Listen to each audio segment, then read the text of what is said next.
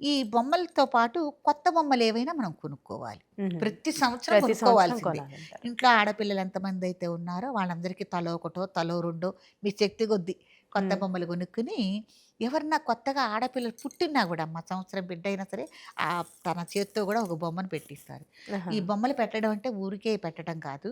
బొమ్మల్ని గూడా కొత్త బొమ్మలనుకో, ఒక హ్మ్. పళ్ళెంలో మనం శుభ్రంగా సర్దుకోవాలి. సర్దుకొని వాటికి గూడా గంధము, కుంకుమ, కాస్త పసుపు, చక్కగా బొట్లు పెట్టి, పూలతో కొద్దిగా అలంకరించి, హ్మ్. ఏదన్నా మనం విష్ణు సహస్రనామం గానీ, లలితా సహస్రనామం గానీ, లక్ష్మీ అష్టోత్తరం గానీ, హ్మ్. ఏదన్నా అక్కడ పూజాది కార్యక్రమం కొద్దిగా చదువుకొని, వాటికి కూడా ధూపం, దీపం, హారతిచ్చి, మీరు ఎంగిలి చేయకుండా ఉన్న ఏదైనా పిండి వంటలు తయారు చేసుకొనుంటారు ఆ! గదా!